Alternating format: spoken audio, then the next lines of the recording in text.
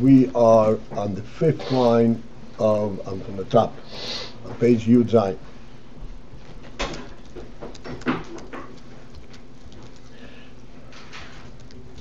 And the Rebbe is explaining that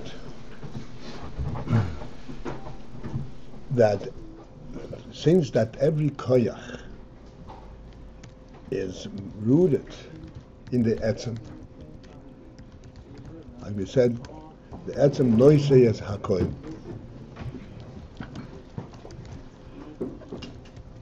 This itself we discussed. It's a very, very fine concept to understand that the koyches are not functional reactions to a circumstance. They're not evolving. They are real koyches coming from the nefesh, coming from the yetzim. And therefore, since the yetzim has everything, and as we pointed out that in the etzem, every dot in the etzem is the whole etzem. Therefore, in every koyach there are all the koyachs, in the sense that it is representative of the etzem. But then, when the koyach is identified as such, as this koyach, like in the koyach, in the pshitus hakoyach, there is chesed and there is gvur and there is that particular koyach. Then that the ingredients of the atzmim that are contained in this koyach are completely behelem, and what expresses itself is only this koyach. This is the meaning of a koyach. You can isolate everything and focus in on one function. That's the koyach. And at that point, you cannot at all recognize that there are any other ingredients but this one koyach.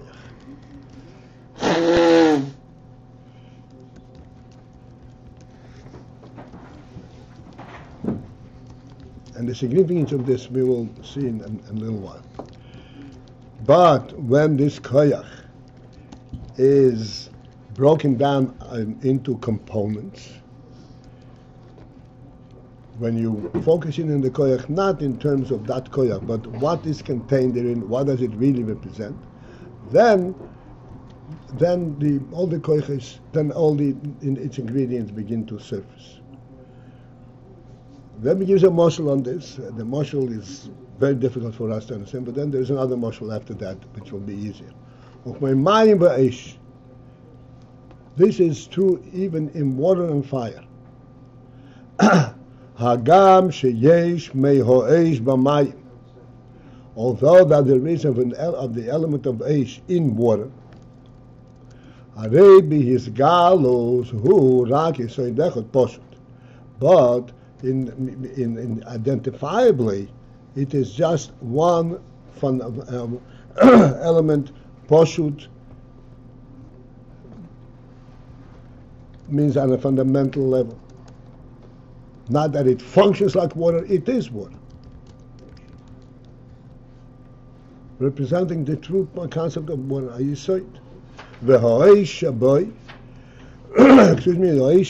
fire that is inherently contained in that yisoid, who behelem legamri, is totally behelem, totally concealed. V'chein biyisoid ha'esh, and the same is true in the yisoid ha'esh. That in the yisoid ha'esh there is also the yisoid hamayim, but it is totally behelem. V'yiyevshe sheyizchabra b'yachad, and thus it is impossible that at that stage and in that form, yizchabra b'yachad, that they should join together, water and fire should coexist. But when Haitzi, he brought forth fire from water and water from fire, which means he identified that within each there is the other. Oz is chabru yachad, that enables water and fire to join together.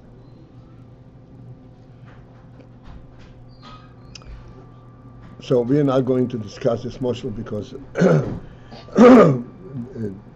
we'll have another chance to talk in terms of koach nefesh will be easier. Just very simply, what is it? What's it referring to with a haiti brought fire from water and water from fire? And what's that reference to? There is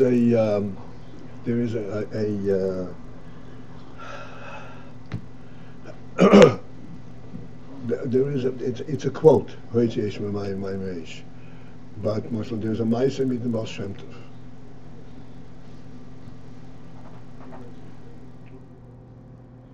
Where there were no candles. Baal Shem Tov said they should take a little chunk of ice, form it like a wick, and light it.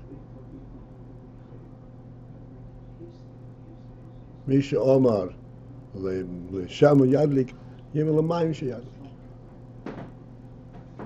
His daughter Adel told her take a little wick from a little plank, like a piece of thin wood from ice and light it. Also borrowed, no? Huh? Borrowed also, it's like. I'm sorry? Borrowed. Makas borrowed. Makas borrowed is they combined. That they didn't say that the fire came from the water. They came to, but this was mamash water burning.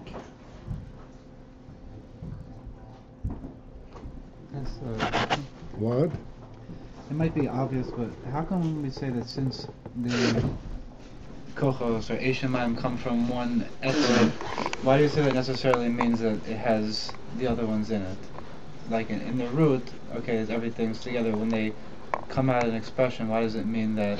This is why I explained. We'll discuss it more when we have a tangible motion. I explained that etzem, whatever subset of etzem you have everything of the etzem.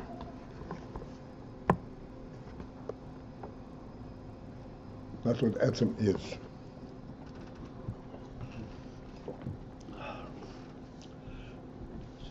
Let us get to something more. So I was going to ask, when the koach comes out of the etzem, how do you know that it still contains all the rest behind? Because being that the koach is rooted in the etzem, and this is the koach poshut, the unit from pshitus in the koach is due to the fact that it comes from the etzem. Due to the fact that it is a koach hatzmi. Otherwise, there would be such thing as koach poshut. And the koach would be only existing on the functional level.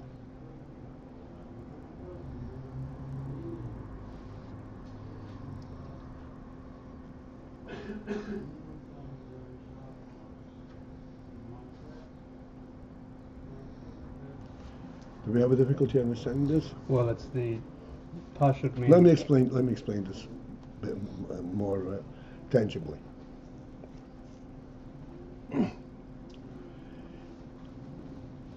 On a natural level, from natural perspective, from the perspective of the evolutionists, that is the whole basis of their whole explanation of what's going on.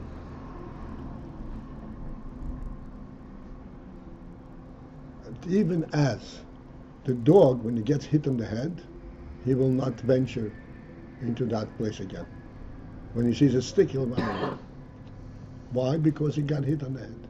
Not because he has an inherent wisdom to understand this is the dangerous spot. It is the actual experience that threw him away from there. We project this to the entire reality. The reason that the human being has wisdom, has seichel, is that he was pricked to understand and to project from one thing to the other. The reason that we feel, we have it, and we have a koyach mishus. We feel something when you touch it, because it affects us. It's hot or cold. It's comfortable. It's not comfortable. It has some kind of a reaction. There is not the koyach mishus per se. Do you understand what I'm saying? It exists only as a reaction to something that's being done to it. I feel this because it hurts me, not because I feel it. If it didn't hurt me, I wouldn't even know it's there. I wouldn't feel it.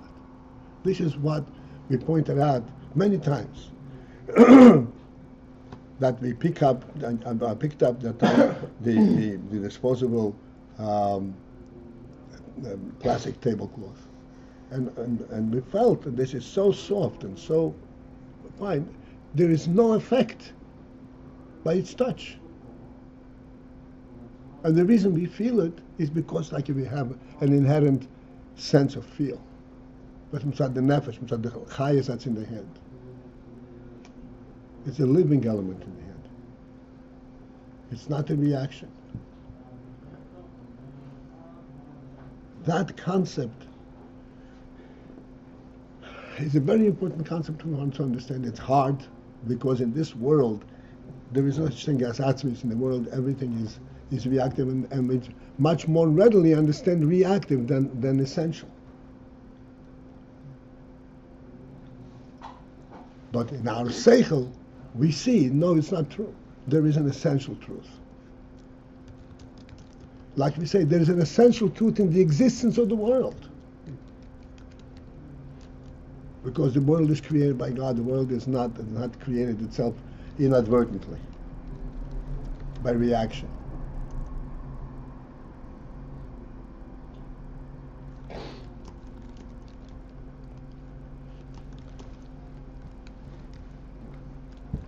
That essential reality is representative of what the Rambam calls amitis himot. It's emes. Emes doesn't exclude anything. This is the pshat that in every koyach there is the etzem from where it came. It's there because the etzem is there.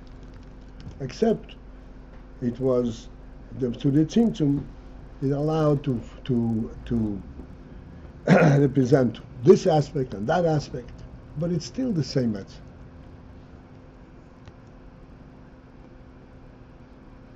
It's still the etzem truth. The reason it is there is because the etzem is there.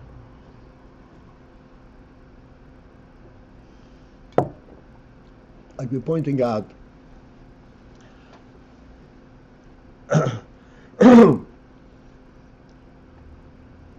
we sit by a table. It's convenient. We sit by a table, it's convenient.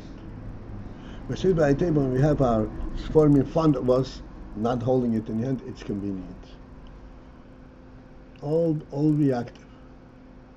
And then we go a little deeper and say, it's not just reactive, it's not just convenient. It is human.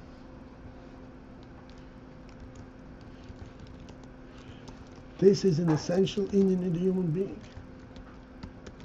That he utilizes everything around him. Why? Because he owns everything around him. Because he's the melech.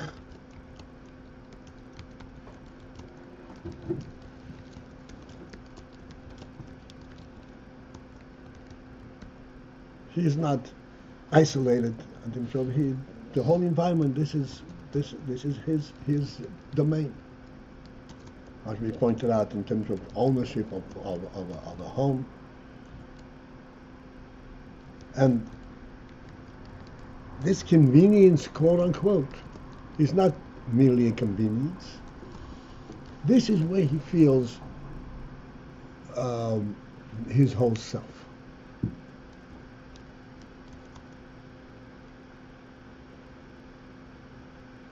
This is where, so in this particular aspect, there's the whole element of human quality expressed, contained therein. inherently. Even though what you see is just an isolated aspect of convenience.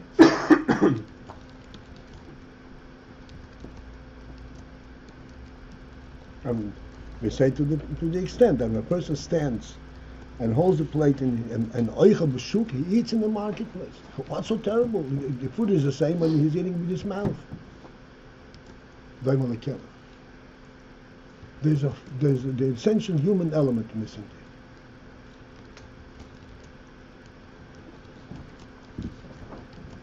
Because it's inconvenient? No, because it's not human.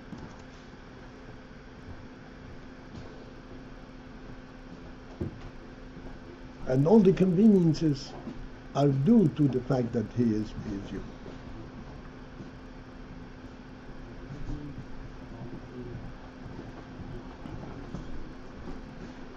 So all the koiches, everything that surfaces, because it surfaces from the essential truth, not reactively.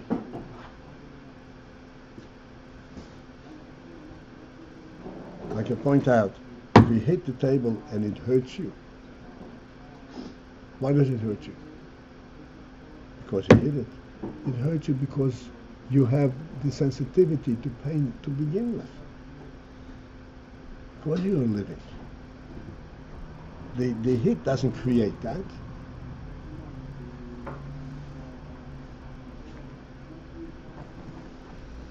Because there's an essential chayas, and you're sensitive to everything that happens.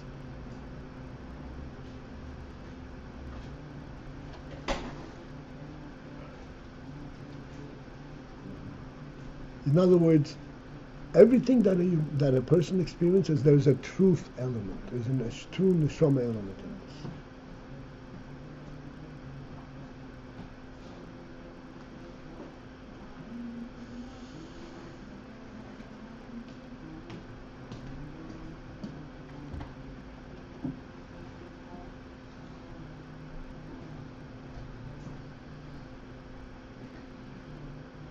I can say, and now one more step into this, that when a person goes through difficulties, a better person emerges. Why?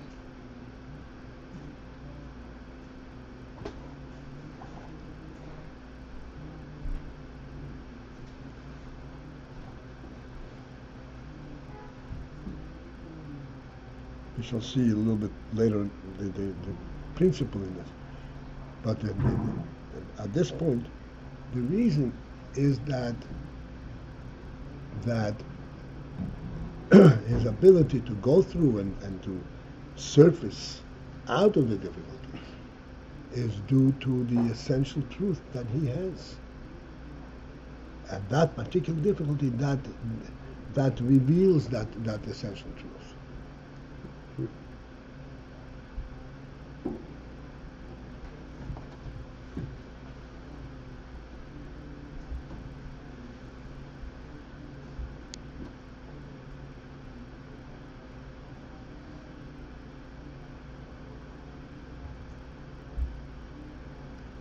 Much to speak, okay, we'll leave it on this point, okay.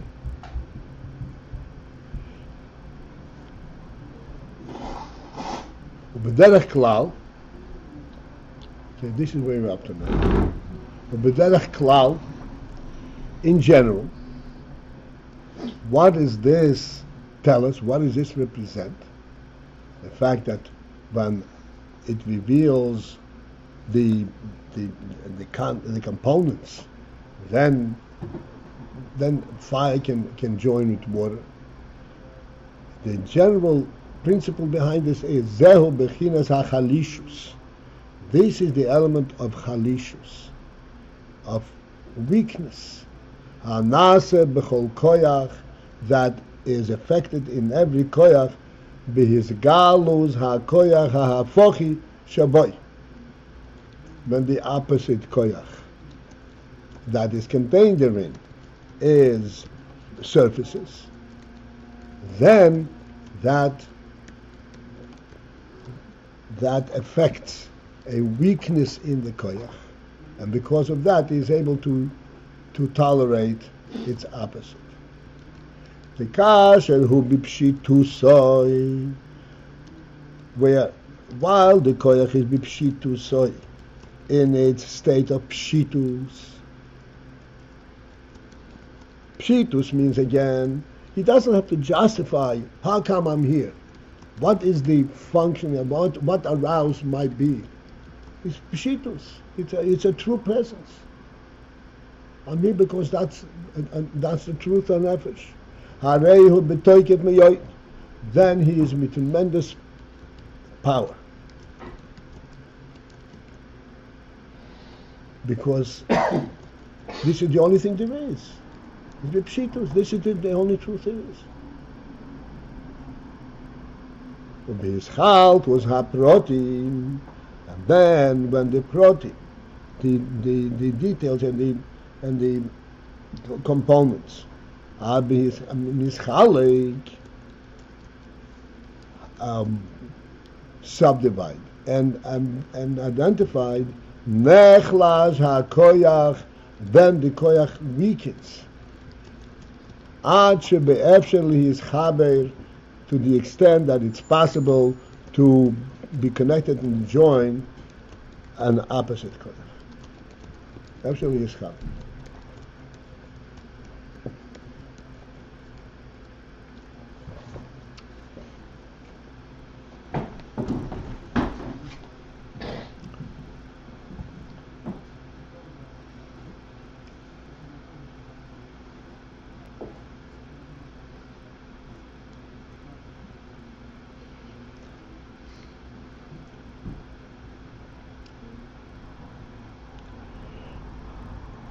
I want to perhaps, I'm just going to give another means to relate to this, based on what we speak all the time. There is darkness. In darkness, you don't see anything. Not seeing anything is not just a fact I don't see, but that the whole principle of vision, of visibility, meaning to say the whole principle of there existing something prior to me touching it, doesn't exist. There's nothing to see. You're standing in the darkness, there is nothing around you.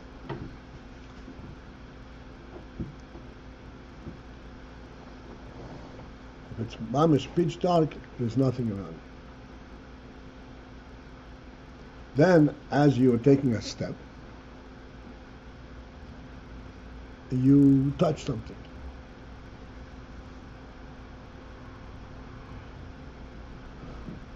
So this touch is still in the dark.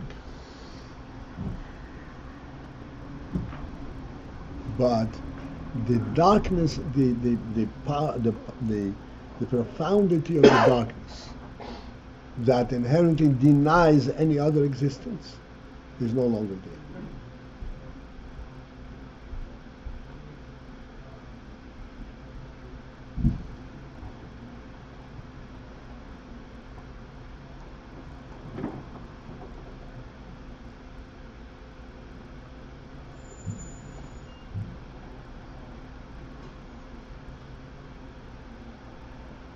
In the darkness, the entire reality is one. The minute you touch something, that inherent oneness has been tampered with. I still don't see it, but it's not the pure, poshut oneness.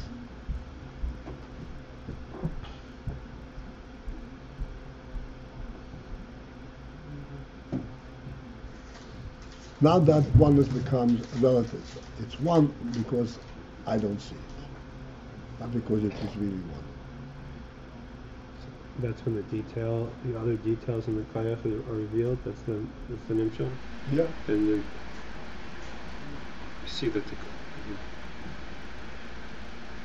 What are the details of the experience of darkness?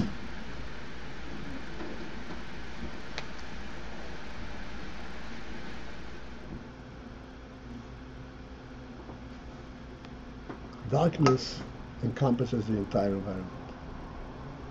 The details of that encompassing environment are the things that are present here, and the darkness covers it all.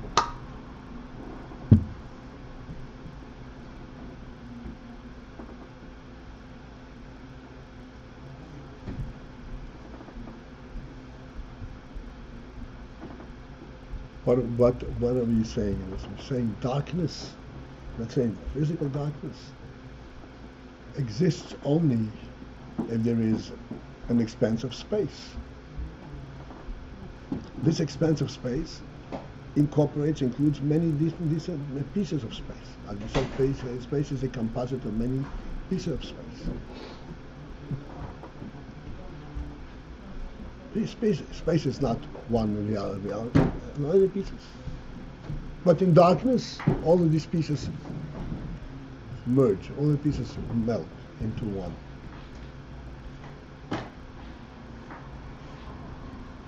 Then you're just experiencing just one entity. The minute you touch something, it says, hey, there is an expanse of space over here, which is composed of many different pieces. So the darkness itself is now softened.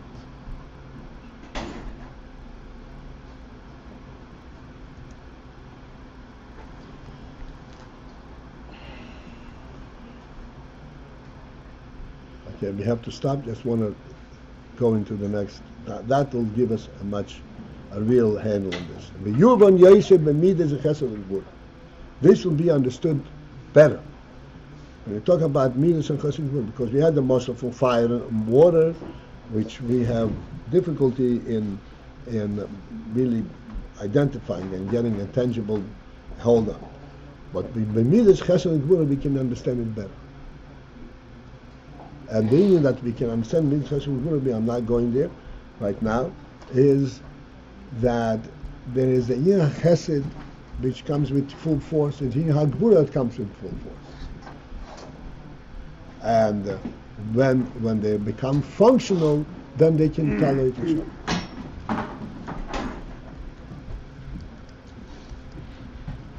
other. No longer exclusive. All right, this is it for this morning.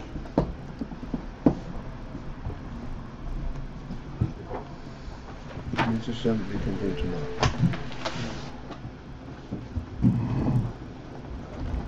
Is it yours?